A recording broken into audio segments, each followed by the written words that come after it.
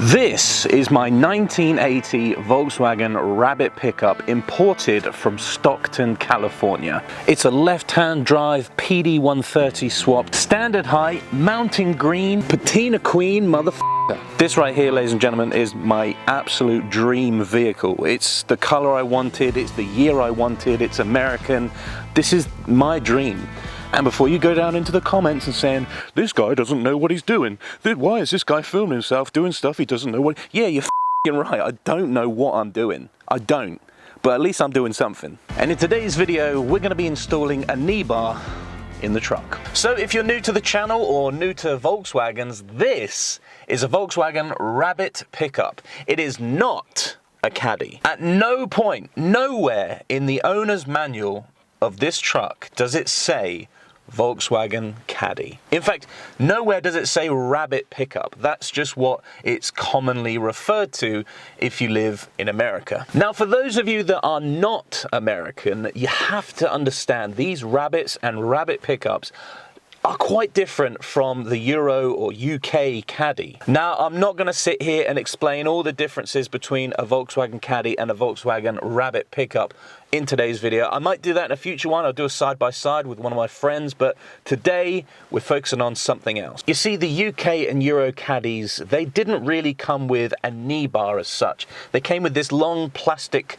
thing which had little pockets, like compartments. Maybe in a way they did have knee bars, but not like the American ones. You see, the Rabbits and Rabbit pickups came with this knee bar that came out like a f***ing shelf. This is where it gets more complex. You see, there were two types of pickups that came out of Westmoreland plant in Pennsylvania from 1979 and 1980, the base model and the LX model. This is a base model. I know it says LX, but I stuck that on myself. I'll explain later. An LX model would have had a lot of luxury items like waistline trim, a nicer interior, chrome trim around certain areas of the truck on the interior and the exterior. Some say the LX models would have came with 2 dials in the cluster, whereas the base model only came with 1. Like I said, this truck was originally a base model which came with 1 single dial in the cluster, no rear bumpers originally, no waistline trim, no chrome trim around the interior or the exterior, and definitely not a knee bar. Now, the reason why I've stuck the LX badges on the side is because I want to eventually create my own version of a luxe edition. Now, when I first started masturbating over these pickup trucks, I completely fell in love with the tan interior. More specifically, there's a guy named Bobby Ullman, who I'm sure you're aware of. Here's his pickup truck. He was our first international guest on our podcast. And as you can see, he has the exact same truck as this one, but he has a sunbright yellow and it is absolutely stunning. As you can see, I fell in love with the interior straight away. Side note, if you did want me to talk about the Rabbits and Rabbit pickups, the interiors, the options, the colors, and all the history around that, let me know in the comments below and I'll think about doing a video just on that. I guess you could say I am drawing inspiration from Bobby's initial interior. I know the outside of this truck looks rough as guts, but I do want to have a real nice interior. On to the knee bar. So, about a year ago, I went onto Facebook Marketplace, changed my location from UK to California, and I was just searching pretty much every day, knee bar, 1980 Rabbit pickup, yada, yada, yada. I eventually found some random guy selling a 1980 tan knee bar on its own, and he lives in Barstow, California. You need to go to hell, and you need to go back to Barstow. As you can see in the pictures, this knee bar is rough as a badger's ass. It needs a little bit of work, but the guy only wanted $40 US, and so I just snapped it up straight away. I'm not going back to Barstow. Now, at the time, a friend of mine, Ed, well, his grandma lived in California, and she was moving back to the UK, and she was using a shipping container to ship all of her belongings back to the UK, and Ed kindly offered if I wanted to perhaps use the shipping container to help put the knee bar in the shipping container and get it sent back here to the UK. So I thought, that's great, thanks so much. Saves a bit of money on postage, because these things are quite bulky, they're quite heavy, and save me a bit of money. Now, a fair few months pass, and the shipping container finally makes it over to the UK. Amazing. And my friend from the island, Adam, heads on up to Wales to see Ed, grabs the knee bar and brings it back to the Isle of Wight, and here we are today. Again, just a little reminder to let you know, everything I've done on this truck, every video you see, everything that I continue to do, I'm doing for the very first time. I don't claim to be a car guy, and I definitely don't know what the f I'm doing. As you can see, this knee bar needs a little bit more than fairy liquid soap. I'm gonna have to use some filler, and I've never used filler before. I don't know what I'm getting myself into, but let's go to Halfords and see what we can get.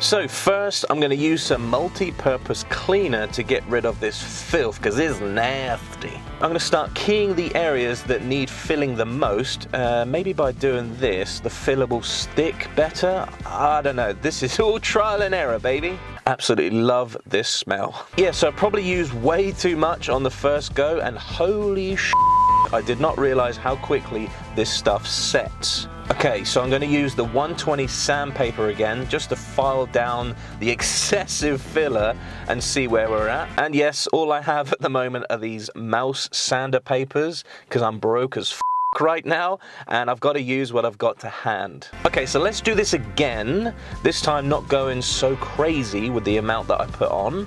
Okay, this actually took quite a long time, because there's a lot of sanding involved with this one, and it was at the point where Chloe was getting a little bit angry with me because I was making such a mess. One day I'll have my own garage where I can make as much mess as I want. So after staring at this knee bar for about 30 minutes waiting for it to dry, I realized it's not gonna be perfect. It's like 45 years old at this point.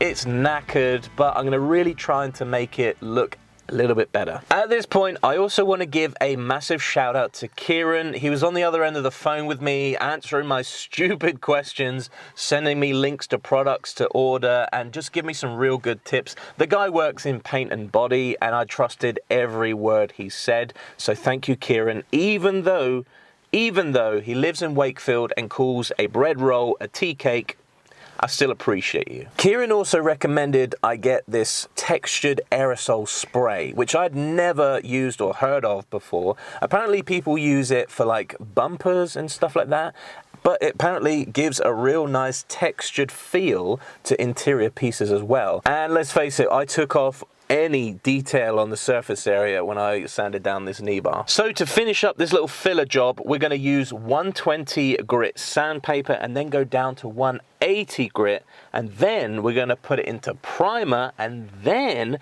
we're going to use this textured aerosol, and then we're going to paint it. I just realized we've got to go all the way to Newport to the paint shop to go and get our paint and lacquer. Now, as you would have seen on previous videos, when we sprayed the dash from black to tan, we sprayed the steering wheel from black to tan, and as you can see, it is not the correct tan color that would originally come in one of these pickup trucks. Now, as you remember from that video, we went into the paint shop and we looked at all their colors they had, and we chose what we thought was the perfect color.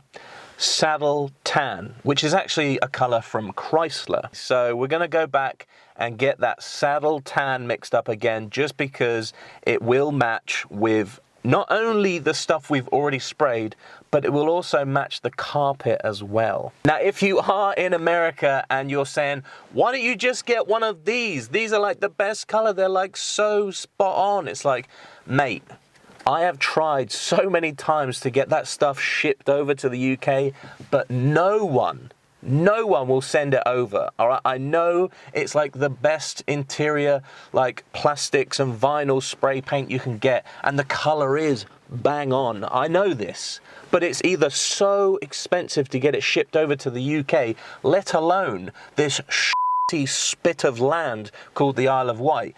It's incredibly expensive, or they straight up refused to ship it over here. So in an ideal world, yes, I'd love to use this stuff, but in my situation, I've got to go local, and it just so happens there's a paint shop in town. All right, so just got back from the paint shop. We have got our plastic primer, textured aerosol, which I did order on eBay twice.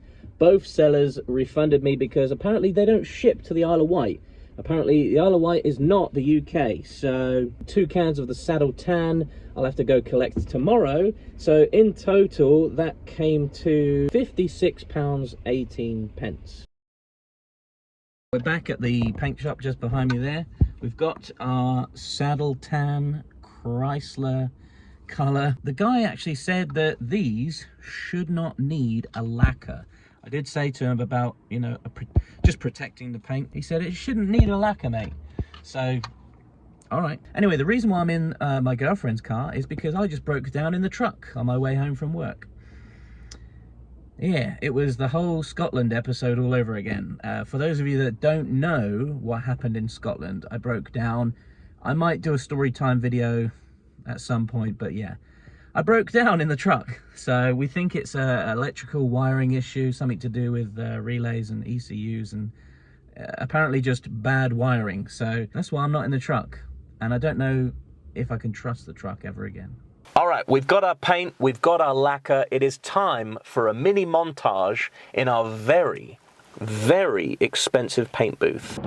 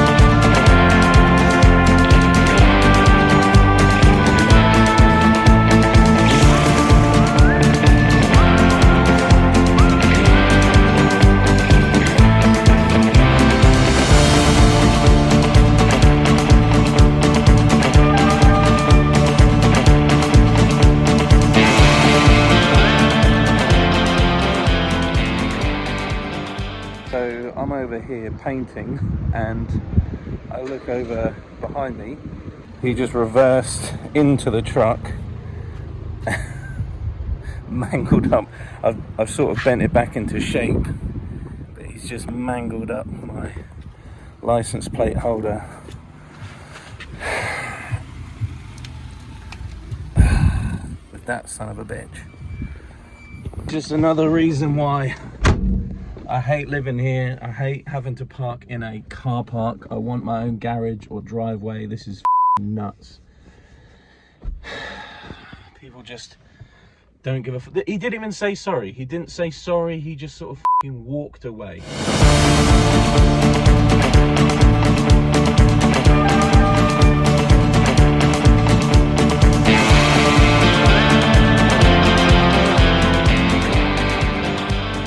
Basically, anytime this knee bar flexes, maybe I'm carrying it out here or whatever, and I look down, I see the cracks reappear.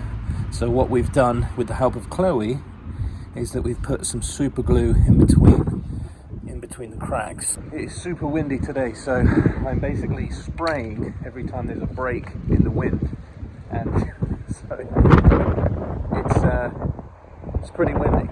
All right, whilst we're waiting for the paint to dry, I thought we'd just take a moment in the video to talk about Old Volks Supply and how you can help the channel. So I actually asked ChatGPT to write an ad read for Old Volks Supply that I could put in the video. So this is what it's come up with. All right, real quick, before we get back to the video, I want to take a moment to talk about something that helps support the channel. My brand, Old Volks. Okay, it's actually Old Volks Supply. But if you're into classic VW Rabbits, Rabbit pickups, or Mark I Caddies, then this is for you. Old Volks is all about celebrating those awesome cars, and we've got a range of clothing to match the style and spirit of your ride. Wow, that sounds... From tees and hoodies to hats and jackets, our gear is made for anyone who's passionate about vintage Volkswagens. And the best part? Every purchase helps support the channel, so when you grab something from oldvolks.co.uk, you're directly helping me create more content for you all. So, if you want to rep your If you want to rep your VW with some quality gear and support the channel, head over to oldvolks.co.uk and check it out. Alright, let's get back to the video. Basically, if you wanted to help out the channel, buy a t-shirt, buy a hoodie from the website, the money raised will obviously go into the kitty so that then we can buy things to make videos on. I've got a few ideas that are coming up very soon, and obviously we need a little bit of funding, so help out the channel, get a t-shirt. There's lots of things. I'm sure if you're here watching this video, you like Volkswagens, so I'm sure you'll find something you like and help support the channel. All right. Back to the video!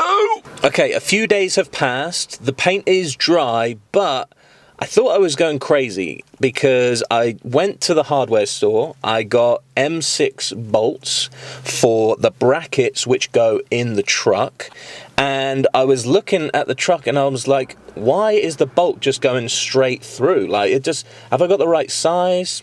I talked to Winfred, we were talking back and forth, messaging about, because he's got, as you know, the Mark I Rabbit version of this, and he has a knee bar, and he was showing me pictures which are I'll put them on the screen now. He's so helpful for sending me these little pictures and sending me voice notes saying, like, this is the bolt. He even showed me, like, the little chart thing to double check that this is the right bolt size, and we were like, what is going on then? Because, like, I've got the right bolt size, they're just going straight through the holes. Turns out someone at some point has drilled through the holes into the truck where the bolts for the bracket go for this knee bar. Someone's drilled through the holes. So we were both like, okay, what can we do? So Winfred had this idea where I could take off the front fender or wings, I could take off the front panels and weld a nut on the other side. I could weld the nut onto the thing and then the bolt could just go through and meet the nut on the other side. But I don't know, I tried to take the panels off this truck before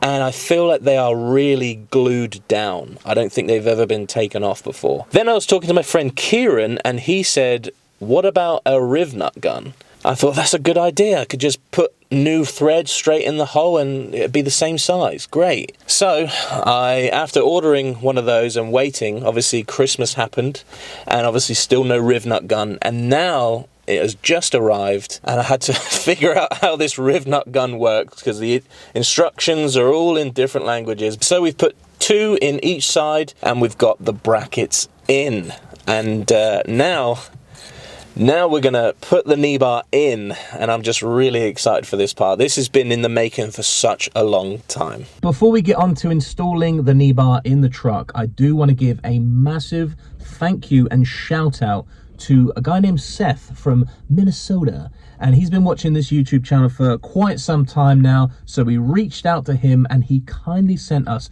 some video clips of his Volkswagen Rabbit and Rabbit pickup LX model, and he's shown us some clips of some key features of an LX model and the Rabbit. Check it out. I also happen to have a two-door sitting right next to my pickup. This one is also an early Westie 1980. This one is an L trim level, but very similar door cards, carpeted on the lower part of the door cards with a little bit of chrome. The remote mirrors, so you can adjust them from the inside. The vent windows, same cluster, same wood grain, same knee bar. But the thing I wanted to point out is the seats. The pickup had the same seats originally, minus they were tombstone. They didn't have the removable headrests, but they had the same stitching, same color as this pickup came with a deluxe trim. So you get kind of a double stitched tuck and roll, but a little bit fancier pattern, a little bit more cushion, a little more squish than the base trim level. The chrome carries into the rear window. I don't have a rear slider, just a single pane factory clean back window. Again, body line molding is not original on this truck, unfortunately, but the LX did come with a bright trim, LX badging, and chrome around the taillights, as well as the impact strip carrying onto the rear bumper. I can't tell if the license plate lights are original, but if they're not, they're a really good fit.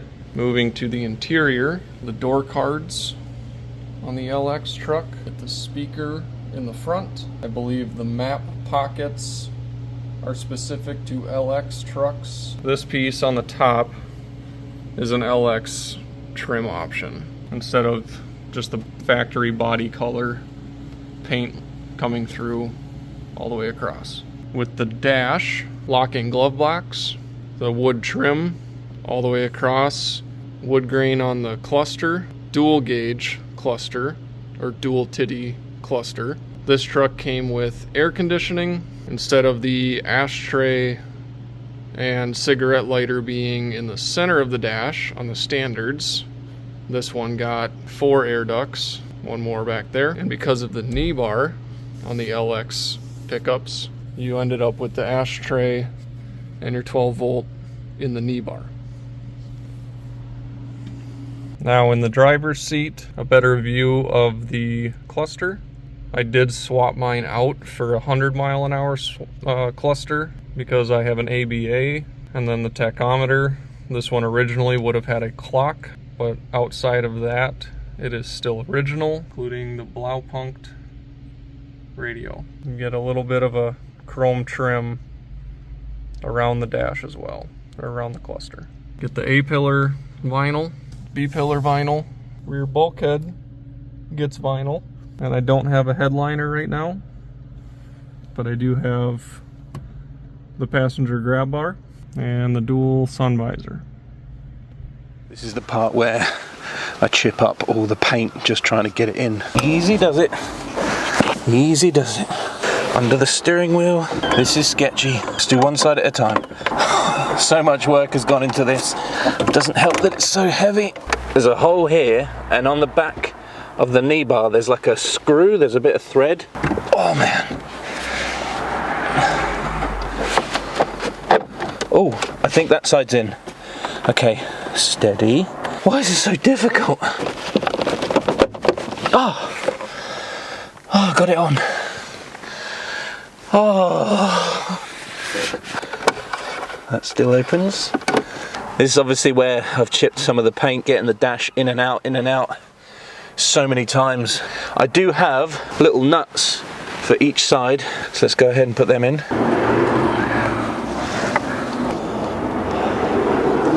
Oh, we finally got there. At first glance, it does look a little bit off. If I bring the camera down, see this side,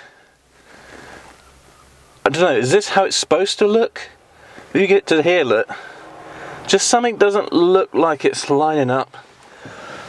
And you look in that corner there, I don't know, something doesn't look right. But, I mean, to the untrained eye, this looks pretty f***ing cool. I have wanted this knee bar for such a long time, and I don't know if I mentioned this before, but the guy that I bought the knee bar from also chucked this in as well, which is your cigarette ashtray 12 volt thing. As you can see, I've already got a cigarette light. Well, I've changed the cigarette lighter to a USB under there, look. So I've already got one of those because it's obviously a standard truck. And in the LXs, as you can see from the video clips, is that an LX, this would be air vents, and this would have your ashtray thing in there, like that. That would be there on an LX, and this would be air vents, much like these. So I don't know what I'm going to do in the future. I suppose I could just blank that off or something, add a little cubby hole, I don't know. But right now I'm just happy that we've got this knee bar in. The textured aerosol does feel really nice. It feels like you're touching a bumper. You can see with the door cards and the knee bar and dash, you can really see that they're not the same tan, but you have to remember, this is not the original door card anyway. The door card is from Newton Commercial. If you remember on a previous video, we installed the door card. So they're not original. That's not the original color, but nonetheless, we are making it work. So there we have it. The knee bar is officially in, and we are one step closer from taking this standard base model truck to a more luxe, or my own version of a LX or deluxe version of the Rabbit pickup from 1980, because as you know, the late Westies interior looks completely different to this, and perhaps we'll go over that in a future video. At first glance, the only thing that I've noticed with the knee bar is that it's a little bit more difficult to wind up the windows. There's not much room in this little gap here, but I'm sure I'll make it work. And now we have to figure out why the truck isn't starting. I've tried a few different things. I've hooked it up to my partner's car, the battery. We have tested the battery, we've got 12 volts, but the only thing is I've realized that the fuel filter is pretty empty. As always with these videos, if you spot something that I've potentially done wrong or in the future I could do better, then please do leave a comment below and let's help me or others watching this video on how to make better choices, how to do things quicker or easier, more efficient. If you have any tips, please do comment below, or if you have any ideas for videos you'd like to see, again, comment below, or anything. Let's get a conversation going in the comments below. If you have any ideas what I should do with this big gaping hole in the knee bar, then please let me know that as well. Anyway, comment below if you have any thoughts on today's video. Really appreciate it. Obviously, I want to thank Kieran, Winfred, Adam, Ed, my girlfriend Chloe, everybody who had something to do with this. Thanks for watching today's video. If you got anything out of it, hit the thumbs up button, subscribe to the channel if you're new, and I'll see you in a brand new video where we do something else to the truck or we go out on an adventure. But come along and I'll see you next time.